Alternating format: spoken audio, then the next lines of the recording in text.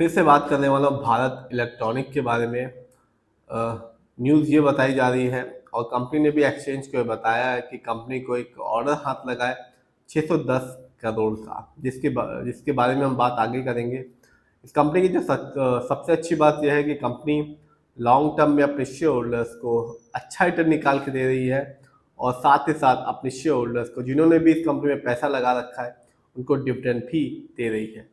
ये वीडियो सिर्फ educational purpose है, ना हम कोई भी स्टॉक खरीदने की सलाह देते हो ना ही बेचने की। तो बात आज करेंगे भारत इलेक्ट्रॉनिक के बारे में।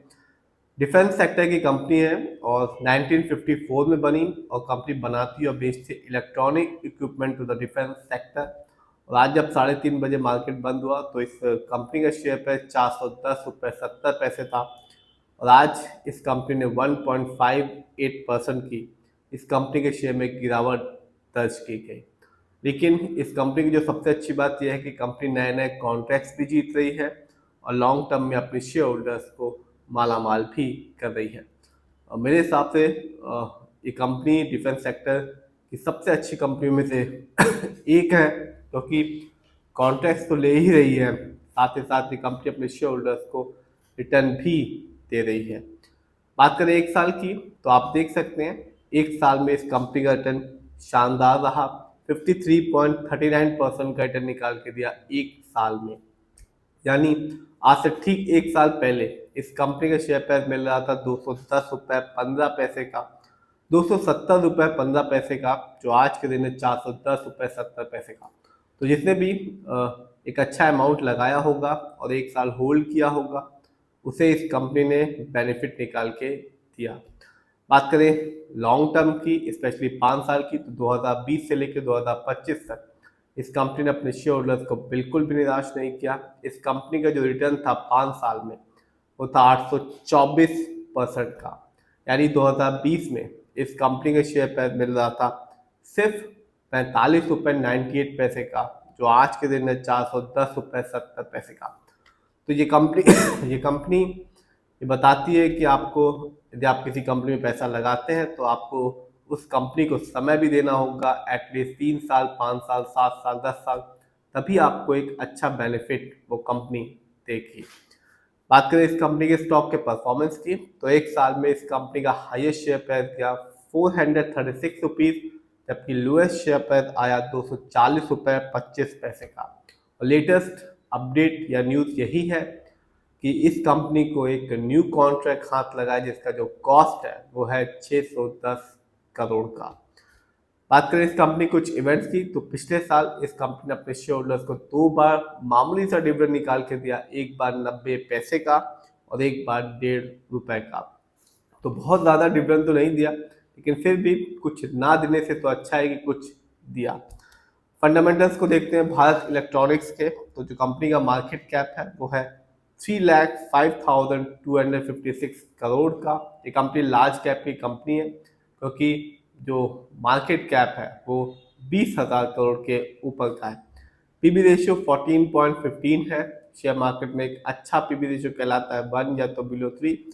इंडस्ट्री पी 45.82 है। शेयर मार्केट में एक अच्छा इंडस्ट्री पी होता है 20 से लेकर 25 के बीच में। ये बताता है कि कंपनी का स्टॉक मार्केट में कैसा परफॉर्म कर रहा है, क्या वो बहुत ज़्यादा सस्ता तो नहीं हो गया, क्या वो बहुत ज़्यादा महंगा तो नहीं हो गया शेयर मार्केट में। डेब्ट टू इक्विटी नहीं है, यानी कि इस कंपनी पर किसी भी तरह का कोई लोन कर्ज नहीं है। आरओई इस कंपनी का बहुत ही अच्छा है 26.41%।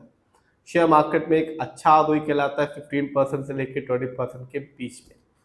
जब भी आप किसी कंपनी के फंडामेंटल्स को देखते हैं तो आरओई जरूर देखें, क्योंकि ये बताता है कि कंपनी शेयर होल्डर्स के पैसे को कैसे इस्तेमाल कर रही है। बढ़ा हुआ आरओई ये बताता है कि कंपनी शेयर होल्डर्स के पैसे को सही से इस्तेमाल कर रही है। घटा हुआ आरओई या नेगेटिव आरओई ये बताता है कंपनी शेयर होल्डर्स के पैसे को सही से इस्तेमाल नहीं कर पा रही है। ईपीएस 7.79 है। शेयर मार्केट में एक अच्छा जो ईपीएस होता है वो होता है 80 या उससे ज़्यादा का। ईपीएस ये बताता है कंपनी लास्ट एक साल में कितना कमाया। डिविडेंड यील्ड 0.57 है परसेंट। शेयर मार्केट में एक अच्छा डिविडेंड यील्ड होता है 2% से लेकर 6% के बीच में। ये बताता है कि कंपनी, यदि हाई डिविडेंड यील्ड होता है तो वो बताता है कि इस स्टॉक को लेना चाहिए क्योंकि आगे चल के फ्यूचर में एक अच्छा बेनिफिट दे सकता है। बात करें इस कंपनी के फाइनेंशियल कंडीशन की, तो भारत इलेक्ट्रॉनिक का जो रेवेन्यू रहा सितंबर क्वार्टर में, क्योंकि अभी Q3 का जो रिजल्ट है कंपनी ने डिक्लेयर नहीं किया है।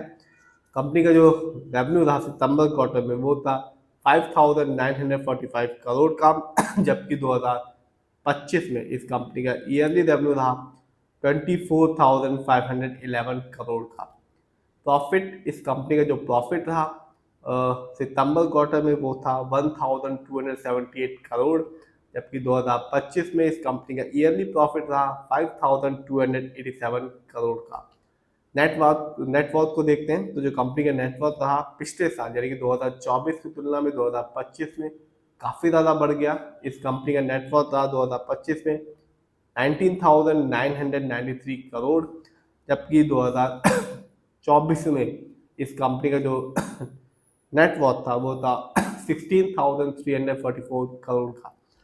बात करते हैं और जानते हैं इस कंपनी के शेयर होल्डिंग पैटर्न को। तो प्रमोटर यानी कि इस कंपनी के जो ओनर्स है उनका पैसा इस कंपनी में लगा हुआ है 51.14% का, जबकि FII की होल्डिंग है 18.51% की, जबकि म्यूचुअल फंड की होल्डिंग है 14.82% की, जबकि रिटेलर्स यानी कि हम लोग का पैसा इस कंपनी में लगा हुआ है 9.87% का, जबकि DII की होल्डिंग है 5.66% की।